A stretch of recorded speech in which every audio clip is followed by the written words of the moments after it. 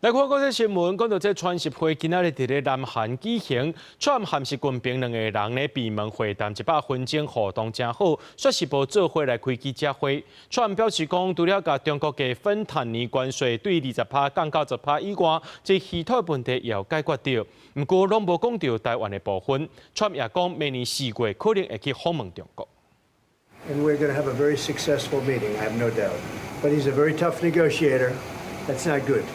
美国总统川普甲中国国家主席习近平握手，而且伫媒体面头前强调两个人关系真好。就算翻译都伫现场说明，不过习近平听到了后，自头到尾拢无啥表情。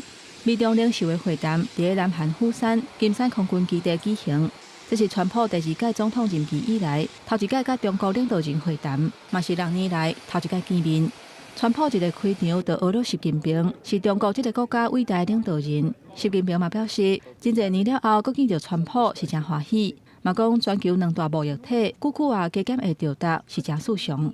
I always believe that China's development goes hand in hand with your vision to make America great again.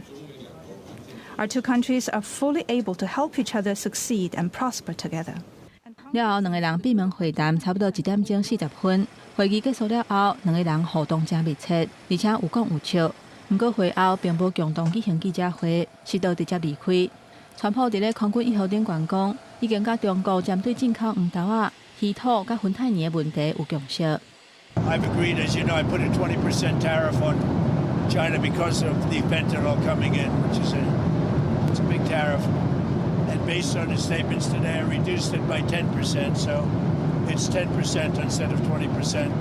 川普讲，这个减税会随成效，代表中国外销商品去美国，整体关税会为57%降到47%。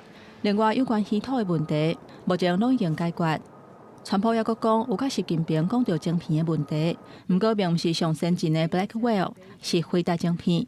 嘛承认讲，伫会议当中并无讲到台湾的问题。而且按算伫咧明年4月份访问中国，也若针对双方伫咧贸易的合作甲其他重大的议题，这一届嘛有互相交流。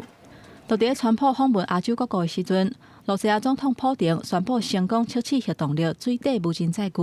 川普知影了后，嘛随伫咧30要求战争部伫咧平等的基础之下，开始测试美国的核子武器。公司新闻，陈思彤编译。